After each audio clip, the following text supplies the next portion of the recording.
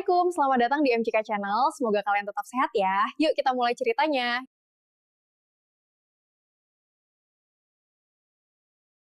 Dita duduk di tepi ranjang kayu yang kini sudah mulai berbunyi setiap kali ia bergeser. Kamar yang ia tempati bersama Arga tak besar, hanya cukup untuk satu tempat tidur ukuran sedang, sebuah lemari tua pemberian mertua, dan meja kecil tempatnya menaruh sisir serta bedak dingin warisan ibunya. Ia memandangi jemarinya, kulitnya mulai mengeras, ada luka kecil di pangkal ibu jari yang belum sembuh sempurna. Bekas pisau saat memotong ikan beberapa hari lalu. Luka kecil, tapi cukup untuk membuat hatinya perih ketika mengingat alasannya terluka. Bu Rahayu memintanya membersihkan 5 ekor ikan saat Dita baru saja pulang dari pasar, masih lelah dan belum sempat duduk. Tanpa mengeluh, Dita mengerjakannya, tapi karena terburu-buru dan kurang hati-hati, ia terluka. Dan bukannya ditanya apa sakit atau tidak, sang ibu mertua malah berkata sinis, makanya kerja jangan sembrono. Masak luka cuma motong ikan. Sudah 2 tahun ia menikah dengan Arga, dan selama itu pula ia tinggal serumah dengan Bu Rahayu. Awalnya, ia pikir ini hanya fase penyesuaian. Namanya juga 2 perempuan berbeda generasi tinggal bareng, pasti butuh waktu, begitu pikirnya dulu. Tapi waktu terus berjalan, dan perbedaan itu tak kunjung mencair, malah makin membeku. Setiap langkah Dita terasa seperti berjalan di atas batu-batu kecil yang menyakitkan. Salah sedikit, suaranya jadi keras. Kalau terlalu diam, dibilang sombong. Kalau mencoba dekat, malah disalahartikan menjilat. Kadang Dita bertanya pada dirinya sendiri, sebenarnya aku ini siapa di mata ibu? Pembantu? Orang asing? Atau musuh? Dita bukan perempuan sempurna. Ia tahu itu. Tapi ia selalu berusaha. Dari cara ia mempelajari kesukaan Bu Rahayu, makanan apa yang disukai, bumbu apa yang tidak boleh terlalu banyak, jam berapa beliau biasa minum teh, bahkan sampai merek detergen yang biasa dipakai. Ia pikir, jika ia cukup perhatian, maka sang mertua akan mulai membuka hati. Tapi ternyata, semua itu terasa sia-sia. Seperti menanam di tanah tandus, air sebanyak apapun yang ia siram, tak ada yang tumbuh. Ia lelah.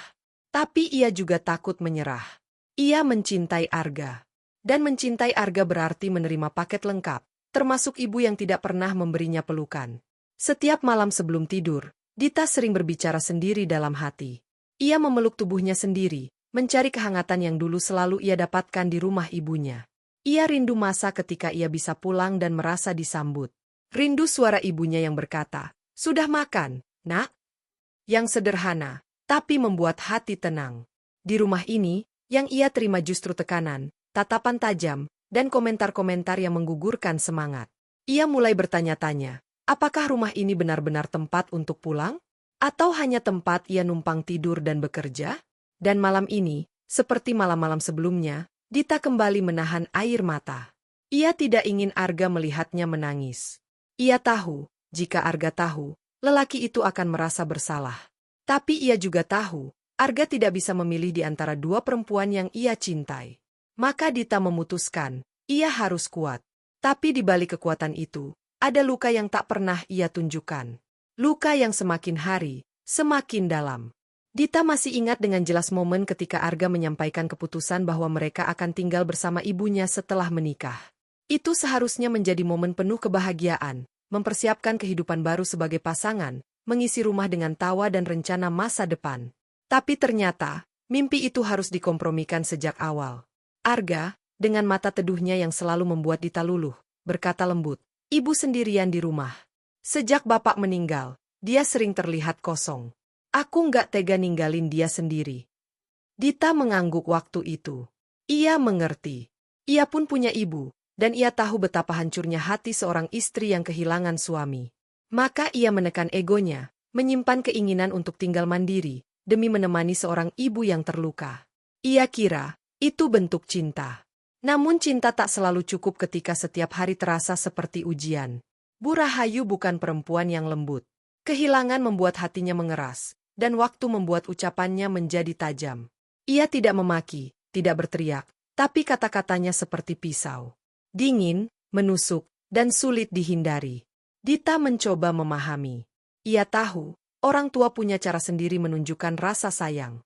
Tapi semakin lama, yang ia rasakan bukan kasih sayang, melainkan penolakan yang terus-menerus. Setiap pagi, Dita bangun lebih dulu dari siapapun di rumah itu.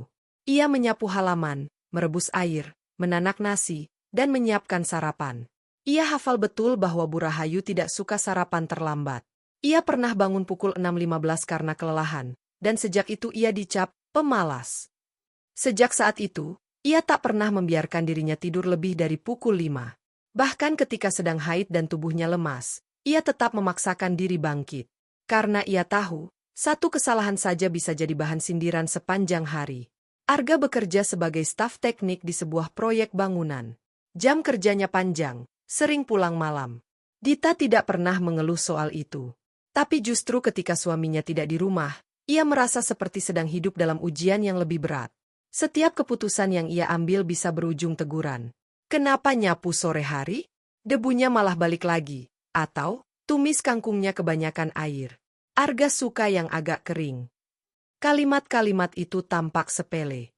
Tapi diulang setiap hari, ia menjadi peluru yang mengikis harga diri pelan-pelan. Dita tidak bisa lari. Rumah itu milik Bu Rahayu. Bahkan dapur tempat ia memasak pun terasa seperti wilayah terlarang. Ia selalu merasa seperti orang luar. Barang-barangnya hanya menumpang. Suaranya nyaris tidak terdengar. Ia tak punya ruang untuk benar-benar menjadi dirinya sendiri. Semua keputusan harus disesuaikan dengan selera Bu Rahayu, dari hal sekecil memilih sabun mandi sampai warna keset di depan kamar mandi.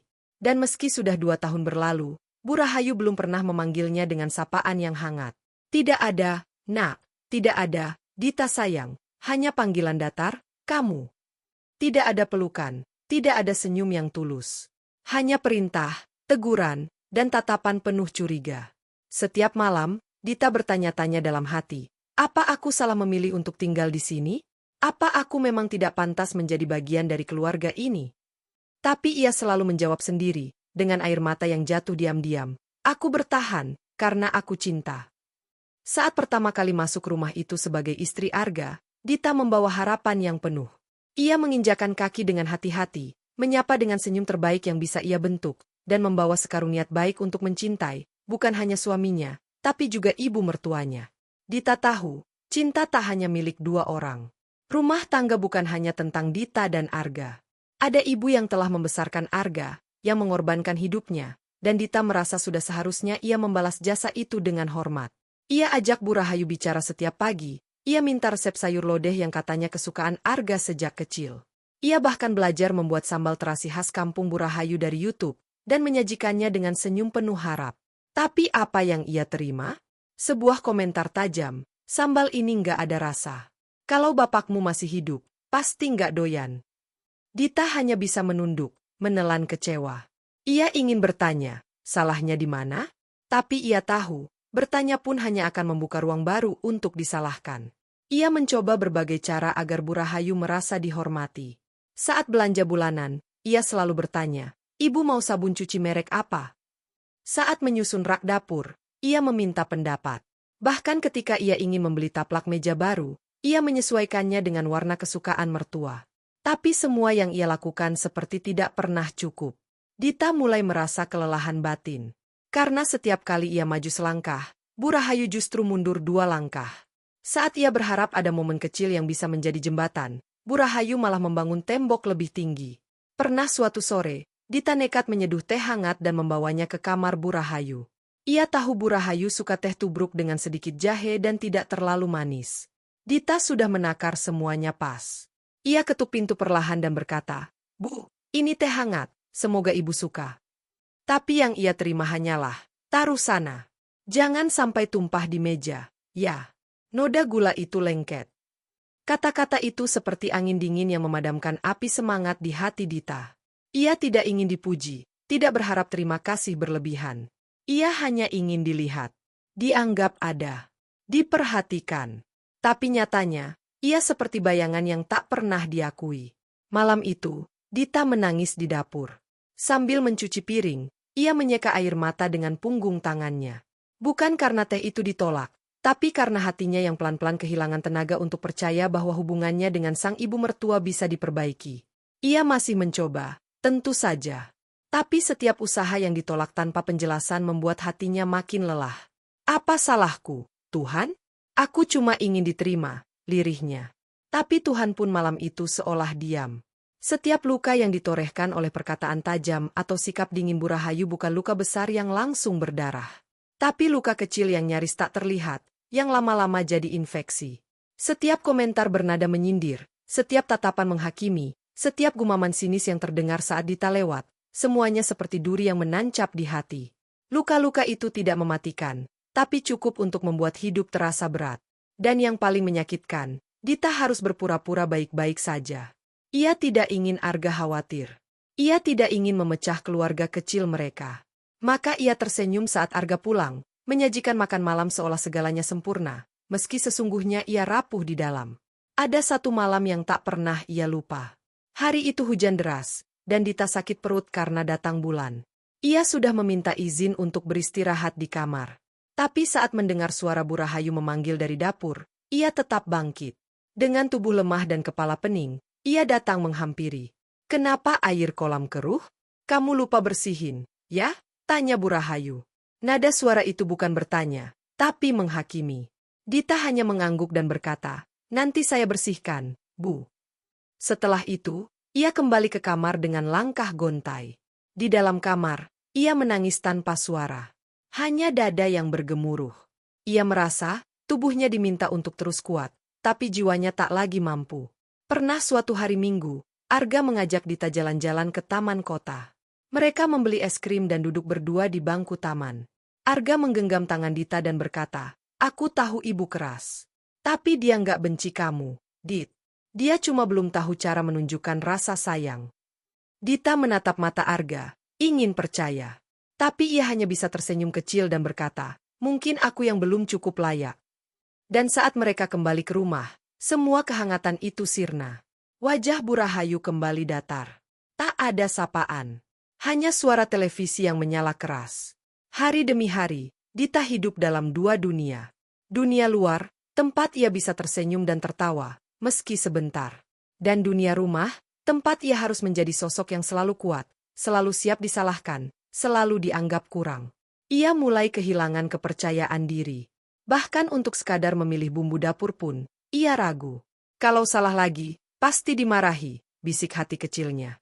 Lama-lama, Dita merasa seperti tak punya identitas. Ia tidak lagi menjadi Dita yang ceria dan percaya diri. Ia menjadi Dita yang diam, berjalan pelan, dan bicara seperlunya. Ia berubah, bukan karena ingin, tapi karena dipaksa oleh keadaan yang terus-menerus mengikis jiwanya. Dita tidak datang dari keluarga kaya. Ibunya seorang penjual sayur, ayahnya buruh tani. Tapi keluarganya penuh kasih. Mereka mengajarkan kesederhanaan, kejujuran, dan menghormati orang tua. Nilai-nilai itu yang dibawa Dita ke rumah barunya.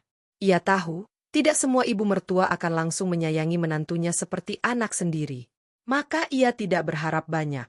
Tapi ia percaya, usaha dan ketulusan bisa melembutkan hati siapapun. Maka ia terus mencoba. Hari demi hari, minggu demi minggu. Ia hafalkan semua kebiasaan Bu Rahayu. Ia ingat jam minum obatnya, tahu Bu Rahayu suka teh yang tidak terlalu manis, dan tidak suka makanan dari luar. Ia pikir, dengan itu semua, ia akan mendapatkan tempat di hati sang mertua. Tapi setiap niat baik yang ia bawa selalu dihadang oleh benteng dingin yang tak pernah retak. Ia pernah mencoba menulis surat. Ya, surat. Ia taruh di meja Bu Rahayu, isinya permintaan maaf bila selama ini ia banyak salah. Surat itu tulus, penuh air mata saat ia menulisnya. Tapi esoknya, surat itu tidak pernah dibahas. Bahkan tak terlihat di meja lagi. Entah dibuang, entah disimpan. Tapi diam itu berbicara banyak. Dan diam itu juga menghancurkan harapan kecil yang Dita bawa. Puncaknya, Dita pernah bertanya langsung pada Bu Rahayu. Dengan suara pelan, ia bertanya, "Apa ibu tidak suka saya tinggal di sini?" Tapi Bu Rahayu hanya menjawab, "Saya nggak suka banyak tanya. Kamu tahu tempat kamu, ya?" Dita merasa seperti baru saja dijatuhkan dari tempat tinggi. Ia tidak tahu harus menjawab apa. Sejak saat itu, ia tak pernah bertanya lagi. Malam-malam Dita dipenuhi doa. Ia bukan tipe yang mudah menyerah. Tapi kelelahan batin bukan sesuatu yang bisa diatasi hanya dengan sabar. Ia mencoba bertahan bukan karena tidak punya pilihan, tapi karena ia mencintai Arga.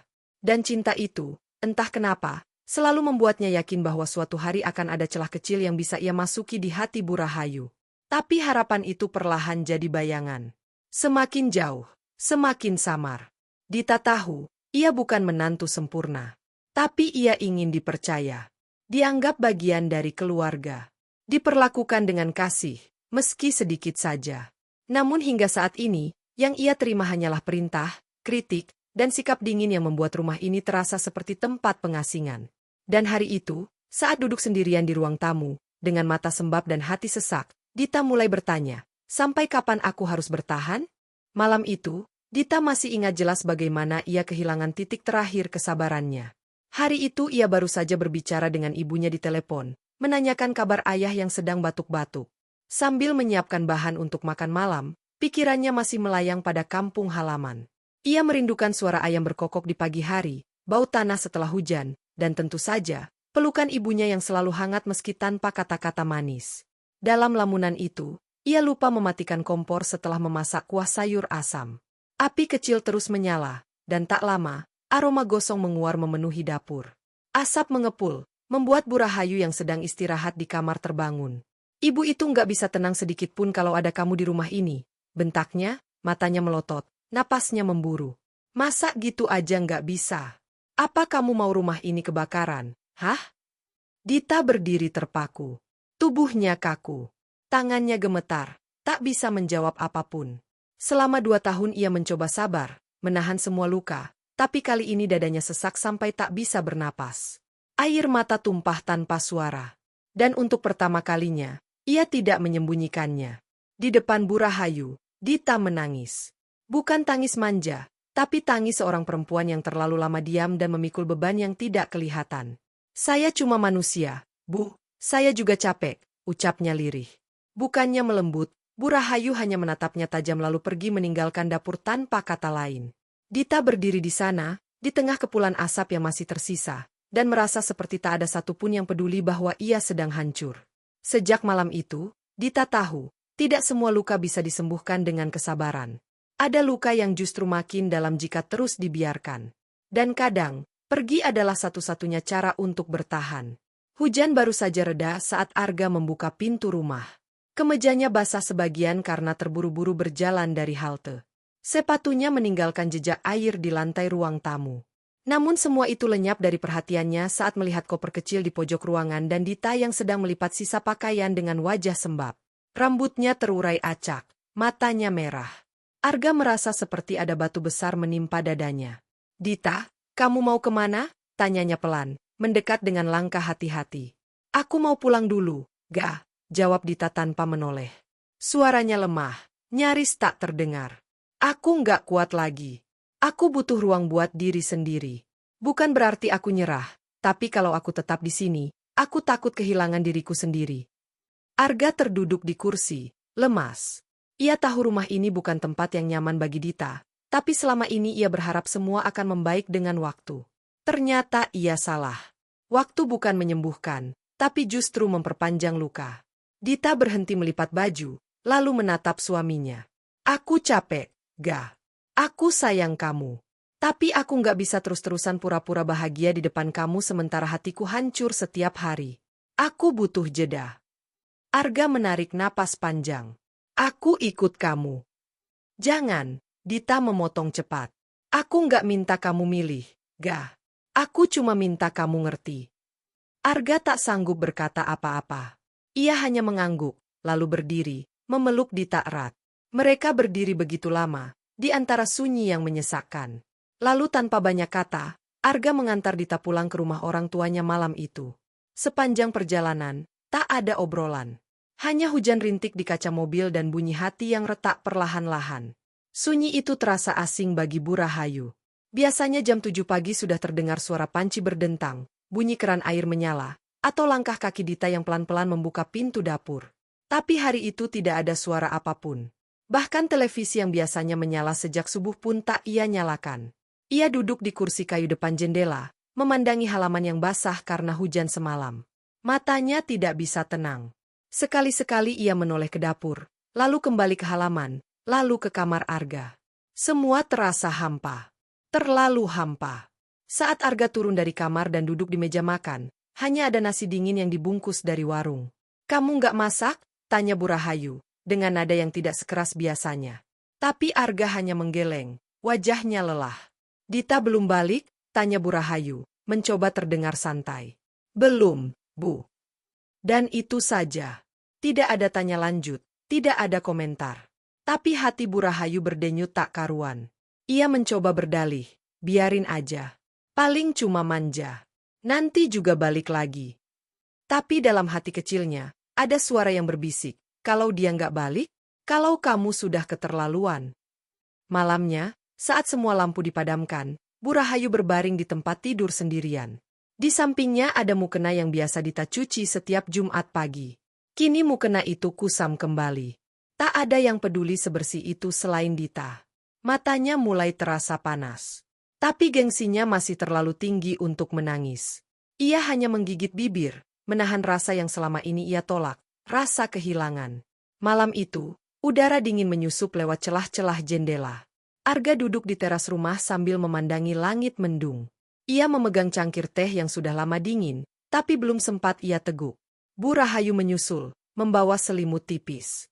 Ia duduk di samping Arga, diam-diam. Hening lama membungkus keduanya, sampai Arga berkata, "Bu, aku mau ngomong." Bu Rahayu hanya mengangguk, tak menjawab. Dita pergi karena dia ngerasa nggak dianggap. "Bu," ucap Arga, perlahan tapi tegas. Dia udah coba sabar. Dia udah coba dekat. Tapi ibu selalu dingin, selalu nyindir. Sampai akhirnya dia lelah. Dia manusia juga, Bu. Bu Rahayu menarik napas panjang. "Kamu mau nyalahin ibu?" Arga menoleh, menatap mata ibunya yang mulai basah. "Enggak, Bu. Aku cuma pengen ibu tahu bahwa semua orang butuh rasa diterima. Dita bukan nyuri aku dari ibu. Dia nggak pernah nyuruh aku jauhin ibu. Justru dia selalu nyuruh aku pulang cepat. Tanya kabar ibu, bantu ibu di rumah. Tapi ibu nggak pernah mau kasih dia ruang." Air mata tumpah dari pipi Bu Rahayu. "Ibu takut, gak? Takut kamu lupa ibu. Setelah bapak nggak ada, cuma kamu yang ibu punya. Ibu takut kamu jauh karena ada orang lain yang lebih penting." Arga menggenggam tangan ibunya. "Tapi kalau ibu terus nyakitin dia, akhirnya aku juga ikut menjauh, Bu. Ibu nggak kehilangan aku karena Dita. Ibu bisa kehilangan kami berdua kalau terus begini." Malam itu, untuk pertama kalinya, Bu Rahayu menangis bukan karena kehilangan suami, tapi karena ia takut kehilangan anak. Dan rasa takut itu, perlahan-lahan membuka pintu hatinya yang selama ini tertutup rapat. Setelah percakapan malam itu, Bu Rahayu duduk termenung di kamar. Ia membuka lemari tua tempat suaminya dulu menyimpan pakaian kerja. Di sana, masih tergantung satu kemeja batik yang terakhir kali dikenakan almarhum sebelum berpulang. Ia meraba kain itu, lalu memejamkan mata. Dalam hatinya, ia bergumam, "Pak, aku salah ya? Aku terlalu keras sama dia." Perlahan, bayangan Dita muncul di benaknya. Ia teringat betapa rajinnya menantunya itu merapikan dapur, membersihkan kamar, bahkan membetulkan pintu lemari yang rusak padahal tidak ada yang menyuruh. Ia ingat betapa tulusnya Dita memasak tiap hari, menyeduh teh dengan ukuran gula yang pas, menyiapkan selimut untuk dirinya saat malam dingin. Tapi semua itu selama ini ia anggap biasa. Ia kira Dita hanya melakukannya karena kewajiban. Ia tak pernah benar-benar menganggap itu bentuk cinta. Kini ia sadar, bukan Dita yang tidak tulus.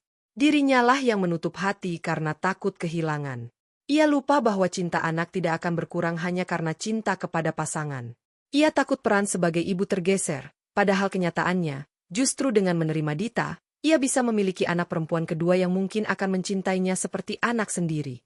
Pagi itu, Bu Rahayu bangun lebih awal. Ia melangkah ke dapur dan mulai merebus air. Tangannya gemetar saat mengambil jahe dari laci. Ia ingin membuat teh tubruk yang biasa ia minum, tapi kali ini, bukan untuk dirinya sendiri. Kali ini, untuk seseorang yang telah lama menunggu pengakuan, Dita. Untuk pertama kalinya dalam beberapa tahun terakhir, tangan Bu Rahayu gemetar bukan karena lelah atau tua, tapi karena ada perasaan yang belum pernah ia rasakan saat memasak, ragu. Biasanya ia bergerak cekatan, memotong, meracik, dan memasak seolah semuanya sudah tertanam dalam otot dan otaknya. Tapi pagi itu berbeda. Di depan talenan, ia memandangi sebongkah jahe yang belum dikupas, air yang belum mendidih, dan pikirannya penuh bayangan Dita. Ia menyiapkan teh tubruk seperti yang dulu Dita sajikan. 2 sendok teh daun, 1 potong kecil jahe yang digeprek, dan sedikit gula. Saat menuang air panas, uapnya membuat matanya berkaca-kaca, bukan karena panas, tapi karena ada memori yang muncul bersamaan. Dita yang tertawa pelan karena tehnya terlalu kuat waktu pertama kali membuatnya. Belajar dari internet, Bu, katanya malu-malu. Tapi saat itu, Bu Rahayu hanya menjawab, lain kali lebih baik nanya ke saya langsung daripada ngasal dari internet. Dan kini, justru ia yang menyesal tak menghargai niat baik sekecil itu. Bu Rahayu memasukkan teh ke dalam termos, lalu menyiapkan 1 tempat bekal makanan. Ia membuat sayur bening bayam dengan jagung muda dan wortel, masakan yang dulu sering dimasak Dita meskipun selalu dikritik. Ia tidak yakin rasanya sempurna, tapi kali ini, ia memasak bukan untuk menilai. Ia memasak dengan hati, dengan niat memohon maaf. Saat semuanya selesai, ia berdiri di ruang tengah rumah, memandangi bekal yang sudah dibungkus rapi. Langkah kakinya terasa berat, seolah setiap sel tubuhnya sedang menolak kejujuran yang sebentar lagi akan ia bawa ke hadapan Dita. Tapi ia tahu, kalau tidak sekarang, mungkin tak akan pernah. Ia memandangi foto almarhum suaminya yang tergantung di dinding. Pak, bantu saya ya. Saya mau minta maaf ke anak perempuan kita. Dan untuk pertama kalinya, ia menyebut Dita bukan sebagai menantu, bukan juga sebagai perempuan itu, tapi sebagai anak perempuan. Pagi belum terlalu terang saat Bu Rahayu berjalan menyusuri gang kecil menuju rumah orang tua Dita. Di tangannya, ia membawa kantong plastik berisi bekal dan teh yang masih hangat. Langkahnya pelan, napasnya pendek, dan pikirannya kacau. Entah kenapa jalan menuju rumah itu terasa lebih panjang dari biasanya. Setiap kali melewati warga sekitar, ia menunduk. Ia merasa seperti sedang membawa beban dosa, padahal yang ia bawa hanya sayur bening dan secangkir teh jahe. Ia berdiri lama di depan pagar rumah itu. Tak berani mengetuk. Takut ditolak. Takut Dita tidak mau menemuinya. Takut dianggap terlambat. Tapi ia tahu, jika ia mundur sekarang, semuanya bisa berakhir seperti penyesalan yang tak pernah bisa ditebus. Akhirnya, dengan tangan gemetar, ia menekan bel. Sekali, 2 kali. Hening. Lalu pintu terbuka. Dita muncul, mengenakan baju rumah dan jilbab tipis. Matanya bengkak, jelas bekas menangis. Tapi tetap, saat melihat ibu mertuanya berdiri di depan rumah, ekspresinya bukan marah, melainkan terkejut. Bu, suaranya lirih, nyaris tak percaya. Bu Rahayu menunduk, lalu mengangkat kantong plastik yang ia bawa. Boleh ibu masuk, Dit? Tanyanya dengan suara pelan, nyaris gemetar. Dita masih terdiam, mencoba memproses apa yang terjadi di hadapannya. Tapi akhirnya, ia mengangguk dan membuka pintu lebih lebar. Ruang tamu rumah orang tua Dita kecil, sederhana, dengan sofa berwarna coklat yang mulai pudar di beberapa bagian. Di dinding, tergantung foto keluarga dengan bingkai kayu tua. Di pojok ruangan, ada rak kecil berisi buku-buku agama dan majalah bekas. Bu Rahayu duduk kaku di sofa, memegangi pangkuannya dengan erat. Di sampingnya, Dita duduk dengan punggung tegak, wajahnya masih sulit ditebak. Tidak ada senyum, tapi juga tidak ada amarah. Yang ada hanya sepi yang begitu kental. Beberapa menit berlalu tanpa kata. Hanya suara jam dinding yang terdengar, berdetak pelan seperti menegaskan betapa lambat waktu berjalan ketika dua hati sedang saling menimbang. Lalu, perlahan, Bu Rahayu membuka mulut. Saya, salah, Dit, katanya. Kalimat itu keluar seperti sembilu yang menggores tenggorokan. Sulit, tapi harus. Saya terlalu keras. Saya takut kehilangan Arga. Saya takut kamu menggantikan posisi saya di hati anak saya. Dita menoleh pelan. Matanya mulai berkaca-kaca. Saya nggak pernah berniat rebut Arga dari ibu, Bu. Saya cuma pengen kita bisa jadi keluarga. Saya pengen bisa dekat sama ibu. Tapi saya nggak tahu harus gimana lagi. Bu Rahayu menunduk, menangis. Bahunya bergetar, tangisnya terdengar pelan tapi dalam. Saya tahu kamu sudah berusaha. Tapi saya terlalu bodoh buat melihat itu semua. Untuk pertama kalinya, dua perempuan yang mencintai laki-laki yang sama, dengan cara yang berbeda, akhirnya saling membuka hati. Tidak ada yang sempurna.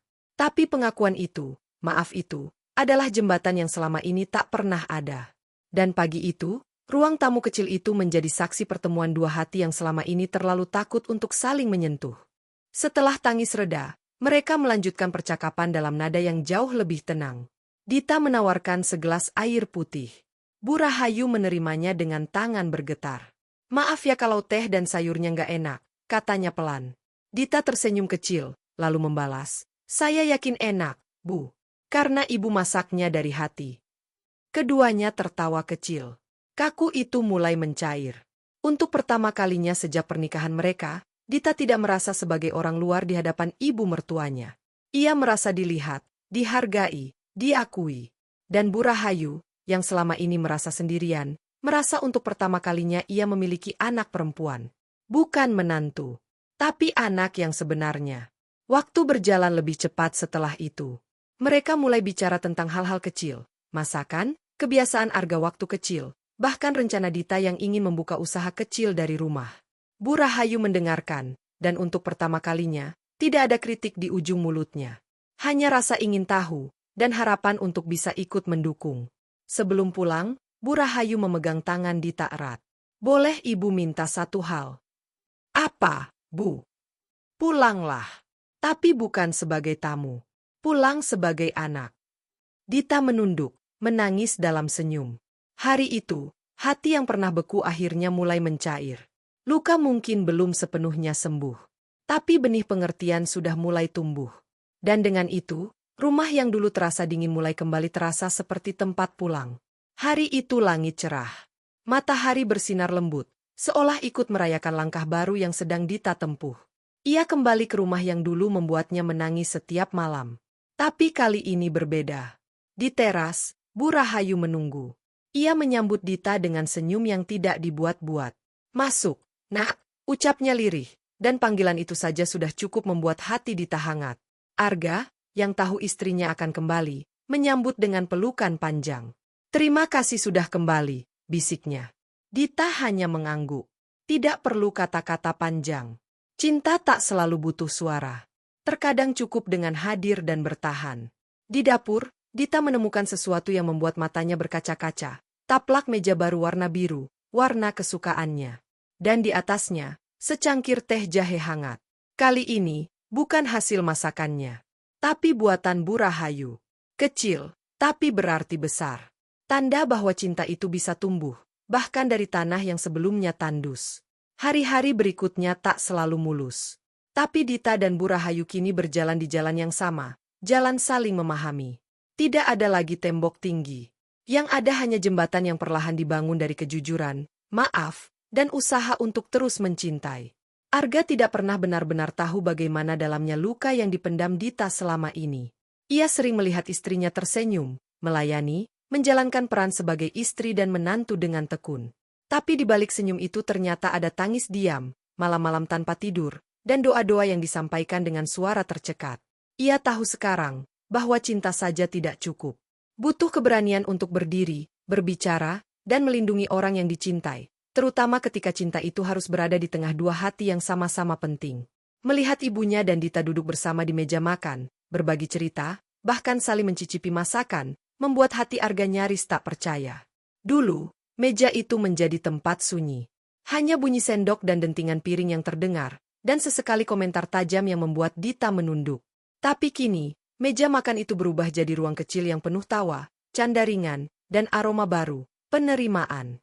Arga memperhatikan bagaimana ibunya kini menanyakan pendapat Dita. Menurut kamu, ayam kecapnya kurang apa ya? Atau, baju ini bagus nggak kalau ibu pakai ke pengajian? Pertanyaan-pertanyaan sederhana, tapi sangat berarti. Itu adalah bentuk pengakuan bahwa suara Dita penting. Bahwa ia kini bukan sekadar istri Arga, tapi bagian dari keluarga. Malam itu, Arga memeluk Dita saat mereka akan tidur. Terima kasih sudah sabar, ucapnya lirih. Dita tersenyum dan menjawab, terima kasih sudah percaya. Pelukan itu lebih dari sekadar pelukan suami istri. Itu adalah pelukan dua orang yang telah melewati badai bersama, dan masih memilih untuk berdiri di sisi satu sama lain, meski sebelumnya nyaris hancur. Perubahan ini tidak instan. Tidak seperti membalikkan telapak tangan. Tapi kini, mereka semua, Dita, Arga, dan Bu Rahayu, sedang belajar sesuatu yang dulu terabaikan, bahwa rumah bukan tempat tanpa konflik, tapi tempat di mana luka bisa diobati, selama semua orang mau membuka hati. Dapur yang dulu terasa dingin dan penuh tekanan kini menjadi ruang yang hangat dan hidup.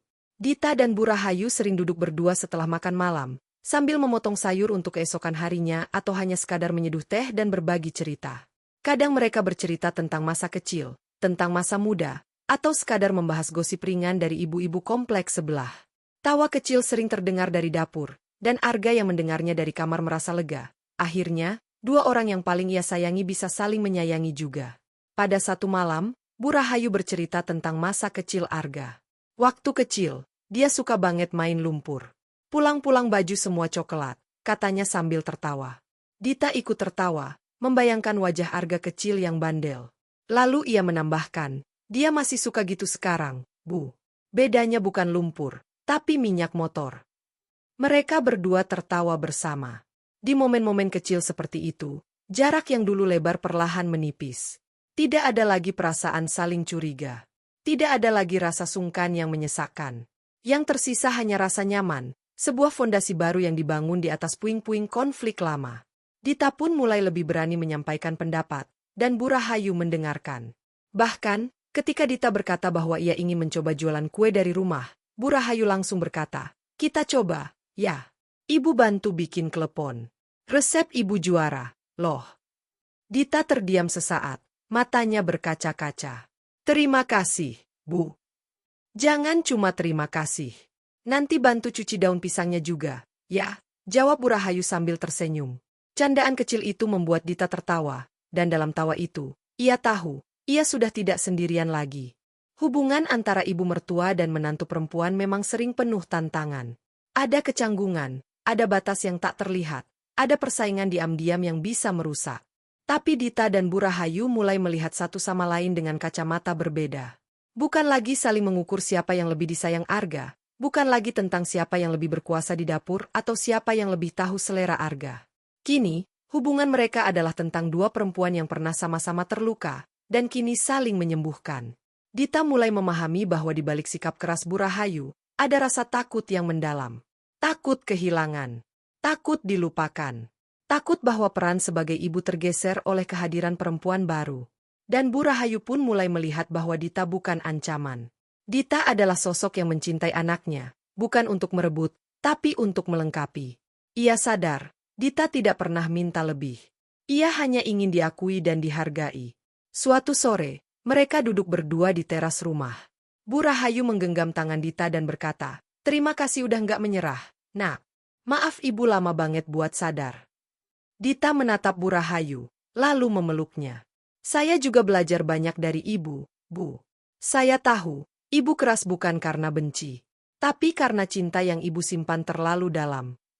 Pelukan itu berlangsung lama. Tidak ada kata lain yang terucap. Tapi pelukan itu menyampaikan semua yang perlu disampaikan. Bahwa mereka kini bukan dua hati yang bertabrakan, tapi dua hati yang bersatu untuk membangun rumah yang lebih baik. Tanggal itu dulunya hanya sekadar angka. Tapi kini menjadi momen penuh makna. Dita dan Arga tidak merayakan secara besar-besaran.